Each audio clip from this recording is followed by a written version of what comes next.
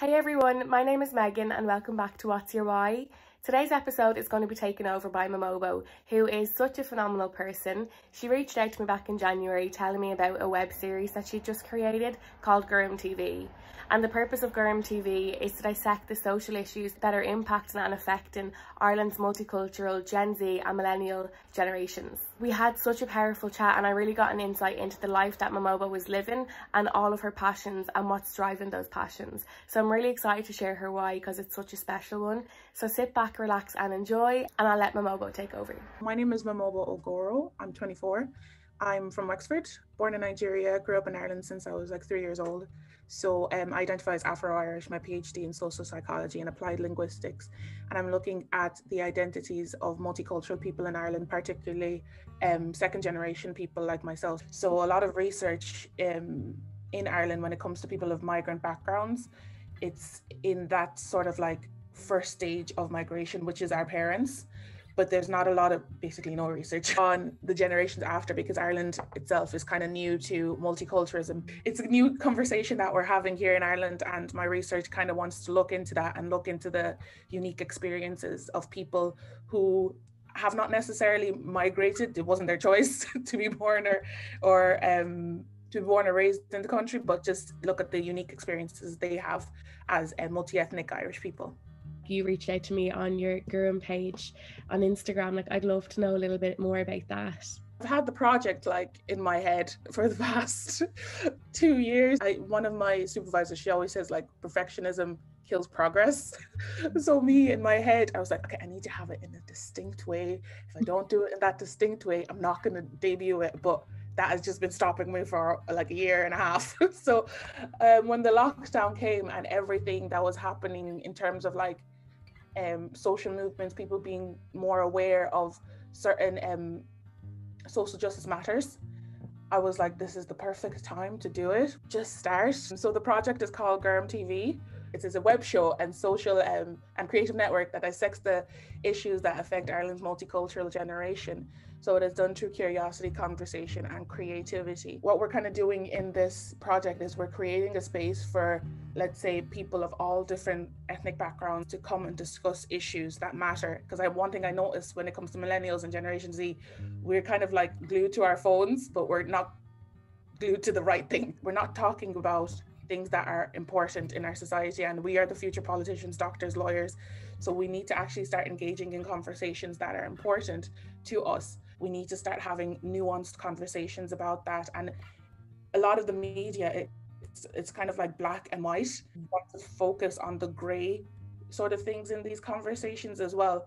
And having such a multi-ethnic and diverse group, it kind of exhibits the nuances that we have within ourselves. One thing that really irks me with mainstream media in Ireland is that we only talk about quote unquote ethnic issues, so racism, migration, diversity things, but I always say I'm more than my race. Yeah. So in these groups, we actually see the complexities of these individuals aside from their racial backgrounds. Yes, we do talk about racism. Yes, we do talk about discrimination and things like that. But it's giving us a platform to speak on it without actually being, because I am Black, because I am Indian. Do you get what I mean? Yeah. So it's creating a space for people to have nuanced conversations. One thing I've noticed with growing up in Ireland, it's very we throw it under the carpet, and I'm like, no, we need to talk about this. We want to talk about the grey area and not wanting things to be shoved under the carpet. A lot of people think that, but they don't act on it. Why are you acting on it? Why is that important to you? I think it's super important to me, because how can we move forward as a society if we don't talk about things that we disagree on? A lot of people, they're living in echo chambers. I myself, I live in an echo chamber of people that are on Twitter and stuff, that people that agree with me.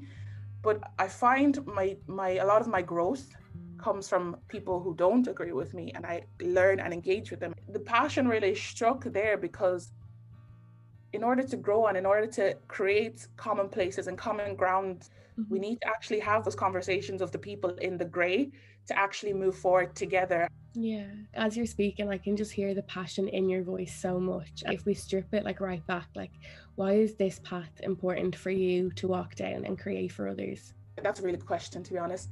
One, I think, because I didn't see it growing up. So I grew up in a small town in Escorty, County Wexford, and it was very, like, a lot of people my age now, we were like the first kind of children, let's say, to grow up with migrant parents. So I didn't see it for myself, where we had spaces that represented people of all different backgrounds. So I wanted to create a space where that representation is there. When I grew up, I didn't really see myself in mainstream media, and anytime I saw it, it was always, okay, Black people are kind of being victimized and seen as they're taking, and that's just me growing up as a Black person, but I imagine it's different for people of different ethnic minorities. I don't want this narrative to be portrayed throughout my lifetime, or throughout my or throughout generations after me, like my nieces, nephews, and if I have children in the future as well. So I wanted to create a space in which we are there, but we're not there because of our ethnic identifiers, because of our Blackness, but we are just there expressing our opinions in certain issues, talking about issues that matter, and building that for the future, building that solidarity for future generations to come. When you're talking about like your nieces, nephews, potential kids, like what's the most important change that you want to make? I think I want to kind of be remembered for someone that unified people, unified society, brought people together, brought people to a place where they can agree to disagree, but still respect each other as human beings. I kind of want a future Ireland in which, like, we understand each other, we understand our differences, we understand the histories behind our differences, we understand the struggle that some certain groups came with and some didn't. I'd love to get a bit of an insight into what are some of the things that light you up in life. Well, my family are my number one motivators. So anything I want to do, I just go to them. One of my passions in life is singing. I love singing and music as well, and writing poetry, and just like translating the experiences in my life into art. What kind of release does singing and music and writing have on your life? It's like therapy, I would say. Like when you are, I only write when I tend to write when I'm frustrated about something, or I'm like really happy. So it's a release, and journaling as well is a very good thing I do as well. But it's when things are in your head, they tend to feel like it's the only thing happening. It's like madness in your head, and you start talking to yourself and you start ruminating on things. But what I've noticed when it comes to music and writing, it's channeling that, let's say, frustration, that joy, that happiness in something that is creative, and putting into something that is art. What's your why? My why is very contextualized to Ireland, and it is kind of creating a voice and a channel for, let's say, second generation Irish people of different backgrounds. You could say third generation, my nieces and nephews. The why is for them to not see themselves as different.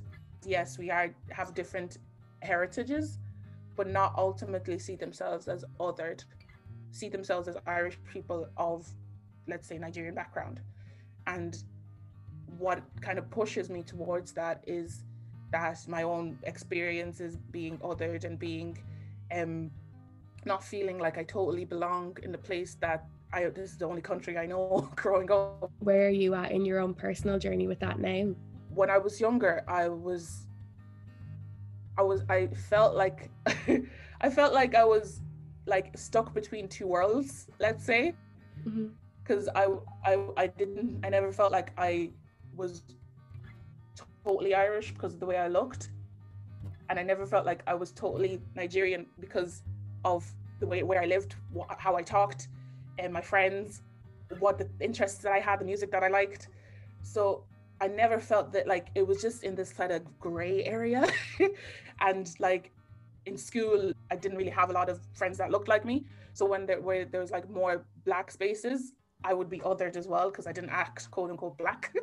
So I was always in this space where, like, okay, where do I actually belong?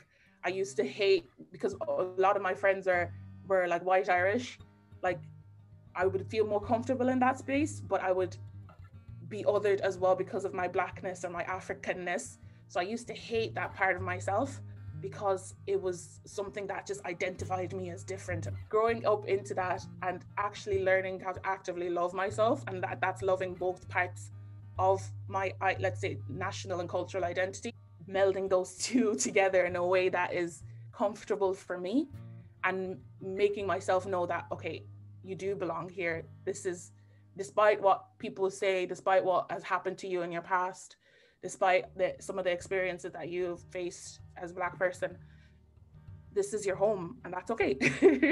My why is just making a space for people that are like me,